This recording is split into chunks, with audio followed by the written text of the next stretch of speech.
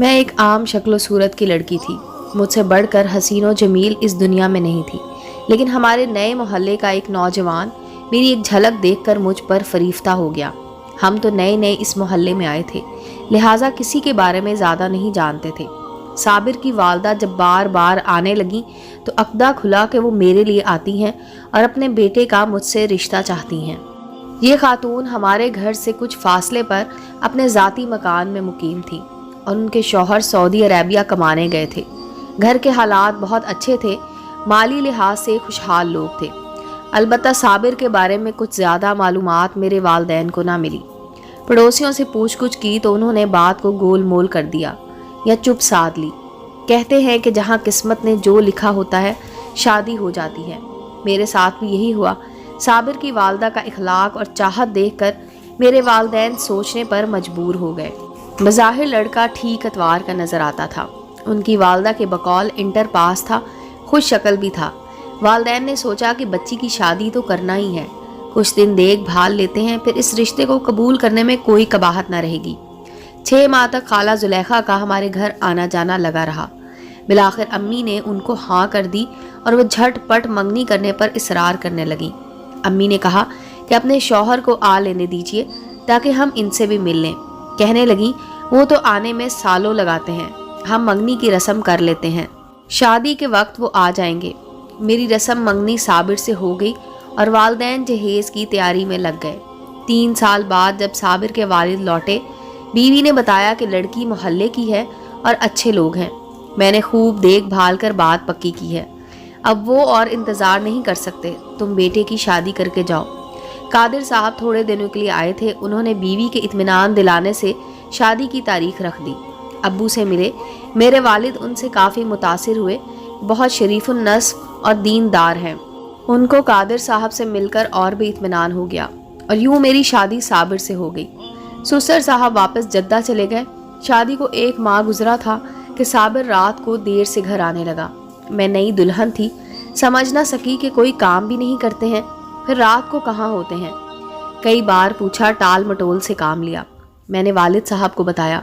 उन्होंने अपने तौर पर पता कराया। मालूम हुआ कि ओबाश दोस्तों की सोबत में होते हैं, बाप की कमाई उड़ाते हैं और तौर तरीके ठीक नहीं हैं।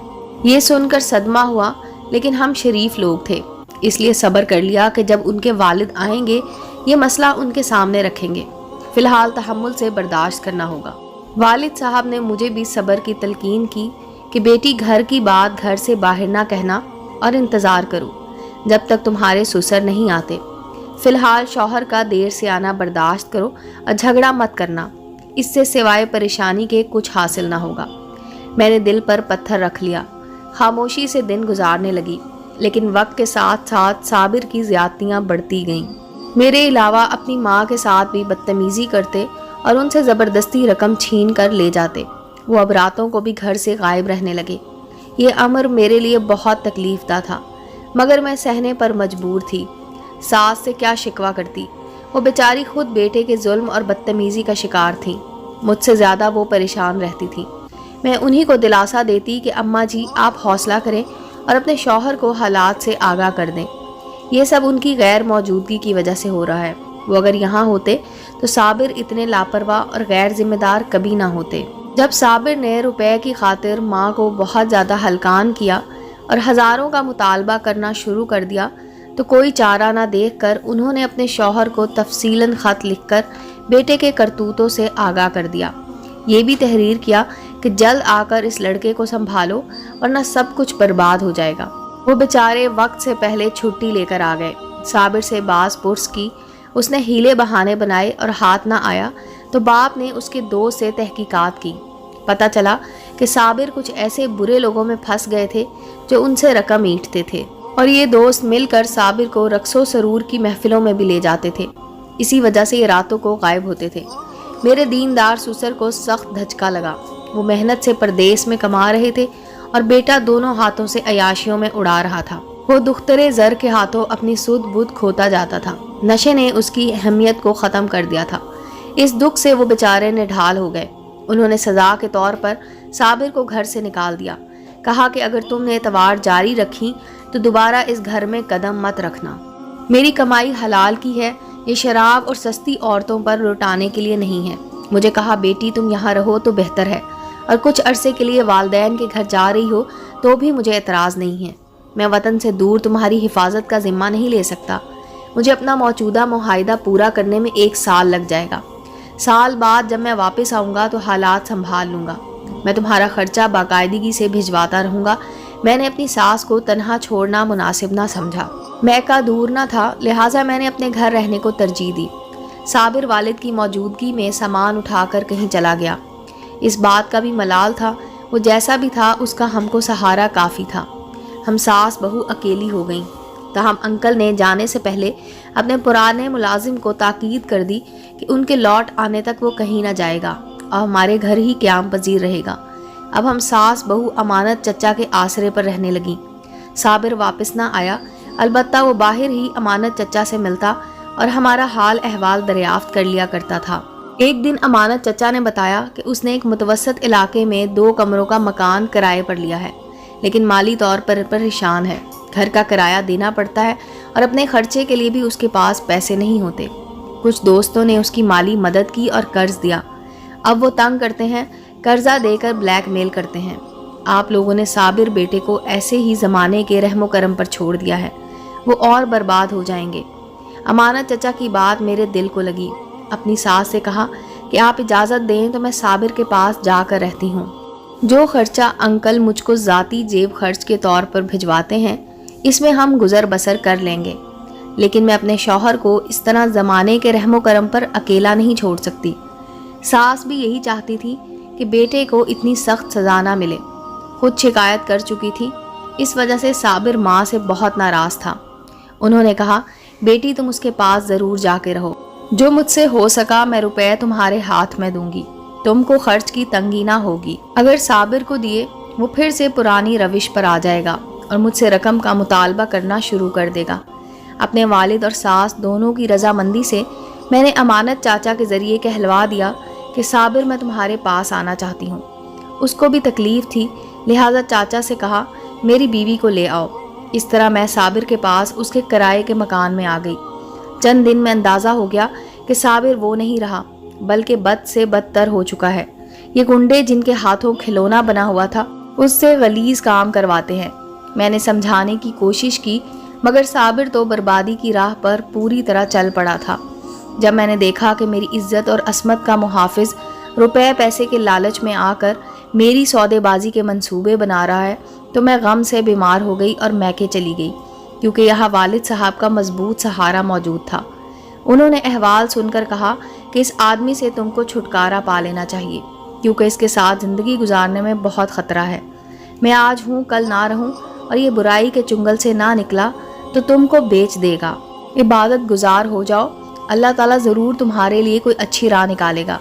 اب میں پابندی سے نماز پڑھتی اور ہر نماز کے بعد دعا کرتی، تہجد پڑھ کر سجدہ ریز ہوتی کہ اے اللہ مجھے سکون عطا کر اور میرے لیے خوش بختی کا دروازہ کھول دے۔ خدا کی قدرت کے 6 ماہ بعد ہی حالات پلٹنے شروع ہو گئے۔